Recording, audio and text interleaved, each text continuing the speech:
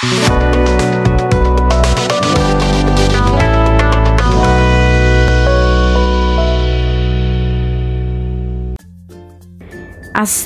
আলাইকুম everyone, welcome back to my channel recipes by Filza's mom. আমার আজকের রেসিপি হচ্ছে আধা পাকা আম দিয়ে খুব সহজভাবে তৈরি আমের কাশ্মীরি আচার। আসলে এই কাশ্মীরি আচারের স্বাদ কেমন তা যারা যারা খেয়েছেন তারা তো নিশ্চয় জানেন, আর যারা যারা খাননি তারাও কিন্তু আজকের রেসিপি দেখে ট্রাই করে দেখতে পারেন। আধা পাকা আম দিয়ে তৈরি অসম্ভব মজাদার এই আমের কাশ্মীরি আচার কিন্তু বানানোর সাথে সাথেই শেষ হয়ে যাবে। আশা করব আজকের ভিডিওটি আপনাদের অনেক বেশি ভালো লাগবে। সো আর কথা না বাড়িয়ে let's go to my kitchen and cook.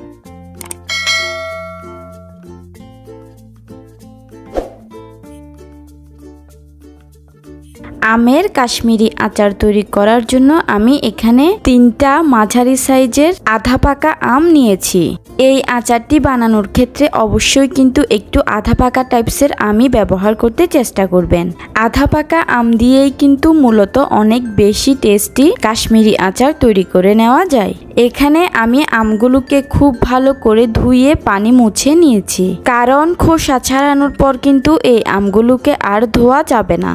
এরপর আমি আমগুলোকে মাঝখানের আঁটি ফেলে দিয়ে এভাবে টুকরো করে কেটে নিয়েছি। এরপর আচারটি তৈরি করার জন্য আমাদের লাগবে আদা কুচি আর শুকনো মরিচ কুচি। সেজন্য এখানে আমি 1 পিস ছোট সাইজের আদাকে এরকম করে পাতলা পাতলা করে কেটে নিয়েছি। এরপর এখানে আমি 5-6টা শুকনা মরিচকে ভালোভাবে ধুয়ে একটা কেচির সাহায্যে এরকম চিকন চিকন করে কেটে নিয়েছি, আর মাঝখানের বিচিগুলো কিন্তু ফেলে দিয়েছি। এই শুকনো মরিচের কুচি মূলত কাশ্মীরি আচারের স্বাদ এবং সৌন্দর্য দুটোকেই অনেক বেশি বাড়িয়ে দিবে। এরপর এখানে আমি চুলায় একটা প্যান বসিয়ে প্যানের মধ্যে 1/2 কাপ পরিমাণ দিয়ে দিচ্ছি চিনি। তবে চিনি যে যার স্বাদ অনুযায়ী দিয়ে দেওয়া ট্রাই করবেন। আমার আমগুলো যেহেতু একটু মিষ্টি ছিল তাই আমি চিনির পরিমাণটা একটু কম ব্যবহার করেছি। এখন দিয়ে দিলাম 1/4 কাপ পরিমাণ হোয়াইট ভিনেগার। এরপর দিয়ে দিচ্ছি 1 কাপ পরিমাণে পানি। দিয়ে দিব আদা কুচি আর শুকনো মরিচ কুচি।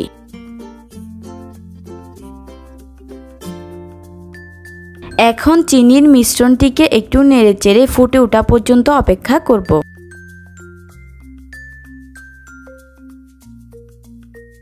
এই মিশ্রণটি ফুটে উঠলে এবার আমি দেখা সৌন্দর্যের জন্য 1 ফোঁটা পরিমাণ অরেঞ্জ ফুড কালার দিয়ে দিচ্ছি, তবে এটি চাইলে স্কিপ করা যাবে।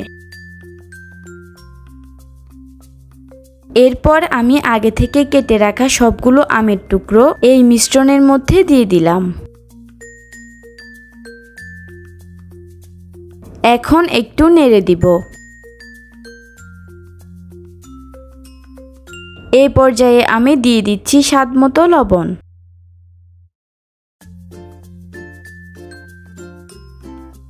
এখন ঢাকনা লাগিয়ে চুলার আঁচ হাইতে রেখে 7 থেকে 8 মিনিট সময় পর্যন্ত এই আচারটিকে রান্না করে নিব। এই 7 থেকে 8 মিনিট সময়ে কিন্তু এই আচারটি খুব ভালো করে সেদ্ধ হয়ে যাবে। যেহেতু এগুলো আধা পাকা আম তাই এগুলো সেদ্ধ হতে বেশি সময় লাগবে না। ফিরে এলাম 8 মিনিট পর। এখন আমি ঢাকনা খুলে এই আচারগুলোকে দেখে নিচ্ছি যে এগুলো ভালো করে সেদ্ধ হয়েছে কিনা। আমার আচারগুলো কিন্তু খুব ভালো করে সেদ্ধ হয়ে গিয়েছে। এই 8 মিনিটের মাঝে কিন্তু আমি আরও একবার ঢাকনা খুলে এই আচারগুলোকে নেড়েচেড়ে দিয়েছিলাম। এখন আমি চুলা বন্ধ করে দিয়ে এই আচারটিকে এভাবে করেই এই পাত্রের মধ্যে ঢাকনা দিয়ে ঢেকে রেখে দিব 3 থেকে 4 ঘন্টার জন্য।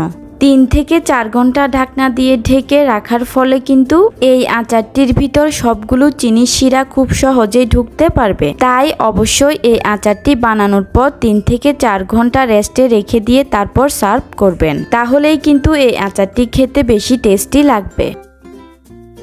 আমি আচারটিকে 3 থেকে 4 ঘন্টা রেস্টে রেখে দিয়েছিলাম। এখন আমি এই আচারটিকে সার্ভ করে নিচ্ছি।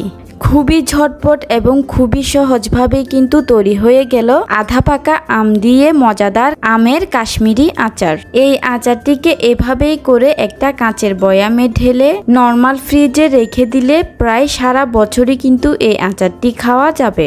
অবশ্যই কিন্তু এই আচারটি নর্মাল ফ্রিজে সংরক্ষণ করতে চেষ্টা করবেন। আমি আশা করছি আমার আজকের এই মজাদার ও লোভনীয় স্বাদের আমের কাশ্মীরি আচারের রেসিপিটি আপনাদের কাছে অনেক বেশি ভালো লেগেছে। চেষ্টা করেছি অনেক বেশি সহজভাবে আপনাদের কাছে রেসিপিটি তুলে ধরতে। আজকের ভিডিওটি আপনাদের কাছে কেমন লেগেছে তা আমাকে অবশ্যই কমেন্ট করে জানাবেন। আর ভিডিওটি ভালো লাগলে অবশ্যই কিন্তু লাইক, কমেন্ট, শেয়ার এবং আমার চ্যানেলটি সাবস্ক্রাইব করতে কিন্তু একদমই ভুলবেন না। ভিডিওটি এতক্ষণ না টেনে সম্পূর্ণ দেখার জন্য সবাইকে অসংখ্য ধন্যবাদ জানিয়ে আমি আজ এখানেই বিদায় নিচ্ছি। আল্লাহ হাফেজ।